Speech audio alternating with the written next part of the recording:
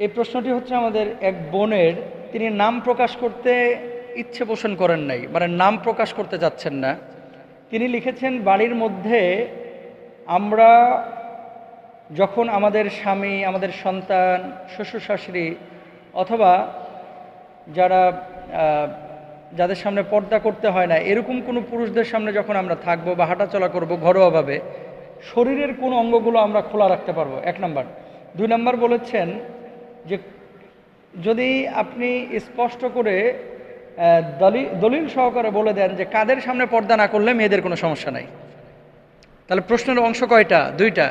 1 নম্বর হচ্ছে যাদের সামনে পর্দা করা লাগবে না তাদের সামনে শরীরের কোন অংশগুলো আমি খোলা রাখবো।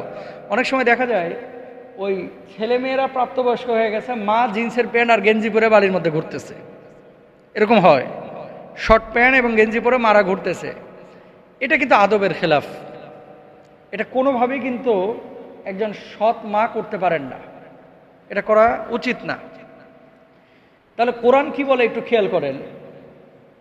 কোরআন বলতেছে সূরায়ে নূরের 31 নম্বর আয়াতে, আউযু বিল্লাহি মিনাশ শাইতানির রাজীম, বিসমিল্লাহির রাহমানির রাহিম, ولا يبدين زينتهن إلا لبعولتهن أو آبائهن أو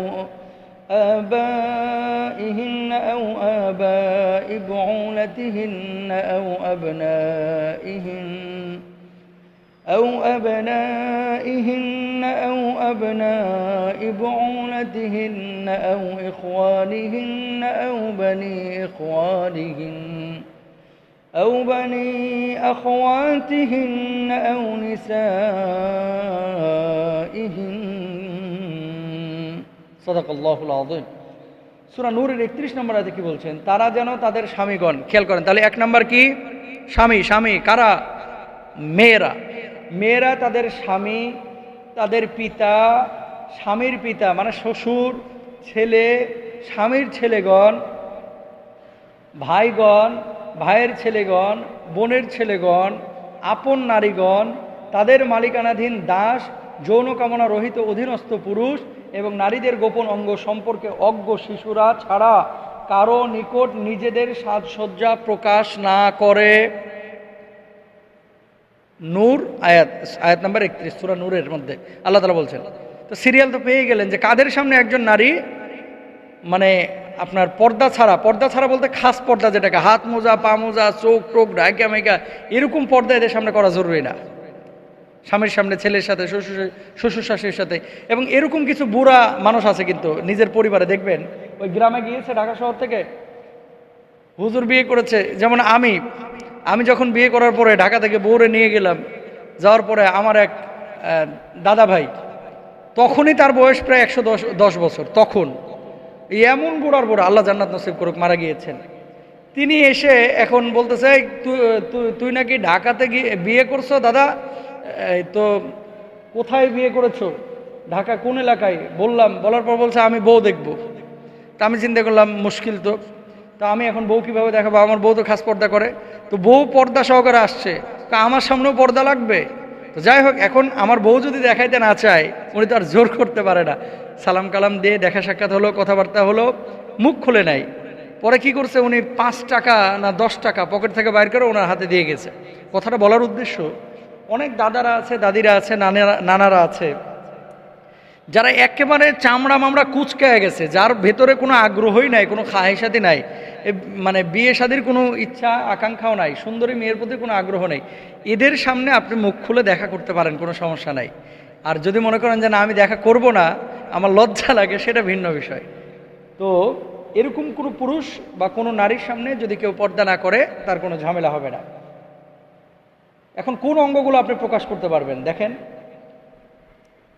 আহকামুল কুরআনের মধ্যে বিষয়টি এসেছে যে স্থানগুলো আপনি প্রকাশ করতে পারবেন: চেহারা, হাতের কোনোই, যা মানে কোনোই বলতে ওই যে চুড়ি যে পরেন যে জায়গাটায়, এই চুড়ি পরার স্থান আর কি।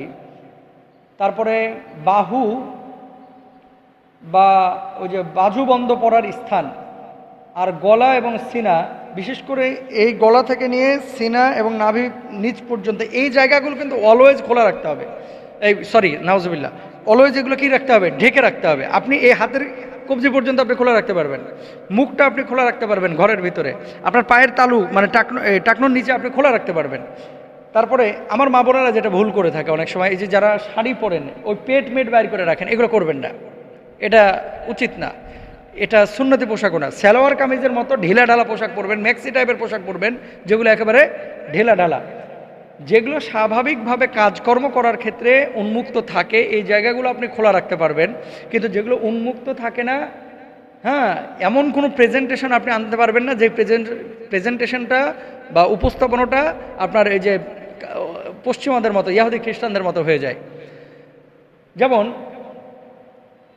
কিছু কিছু সময় কিছু কিছু উপস্থাপনার কারণে, নিজের অঙ্গভঙ্গির কারণে অনেক সময় অনেক শ্বশুর অথবা আপন ভাই অথবা নিজ সন্তান এই সমস্ত মানে স্থানগুলো যখন উন্মুক্ত রাখে তখন শয়তান কিন্তু নানানভাবে তাদেরকে ওয়াসওয়াসা দেয়, তৃতীয় পক্ষ হয়ে যায় শয়তান। এই জন্য এগুলো খেয়াল রাখতে হবে। এবার আমরা কাদের সামনে মানে একজন নারী আপনার পর্দা ছাড়া যেতে পারবে আমরা জানলাম, আর কাদের সামনে একজন নারী পর্দা ছাড়া যেতে পারবে না আমরা এটাও এখন জানবো ইনশাআল্লাহ তাআলা। সূরা নিসার মধ্যে আল্লাহ সুবহানাহু ওয়া তাআলা এই বিষয়গুলো বলে দিয়েছেন, সুদীর্ঘ একটি আয়াত, সূরা নিসার 23 নম্বর আয়াতটি আপনারা খেয়াল করলে বুঝবেন। হুররিমাত আলাইকুম উম্মাহাতুকুম ওয়া বানাতুকুম ওয়া আখওয়াতুকুম ওয়া আম্মাতুকুম ওয়া খালাতুকুম ওয়া বানাতুল আখি ওয়া বানাতুল উখতি ওয়া উম্মাহাতুকুম আল্লাতী আরদানাকুম ওয়া আখওয়াতুকুম মিনার রাদাআতি ওয়া উম্মাহাতু নিসাইকুম ওয়া রাবাইবুকুম আল্লাতী ফি হুজুরিকুম মিন নিসাইকুম আল্লাতী দাখালতুম বিহিন।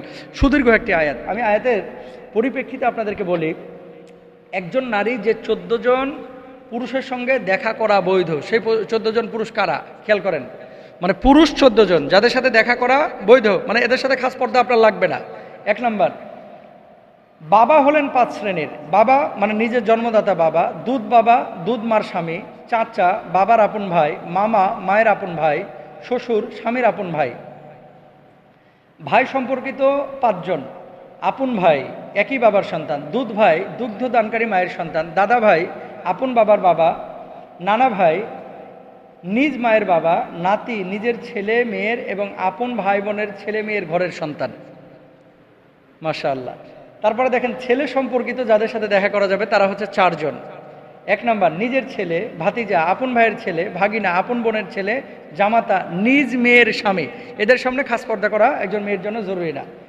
এই মানুষগুলো ছাড়া যত মানুষ আছে এদের সাথে মুখ ঢেকে চলতে হবে, খাস পর্দা করে চলতে হবে। আল্লাহ তাআলা আমাদের সবাইকে বোঝার তৌফিক দান করুন।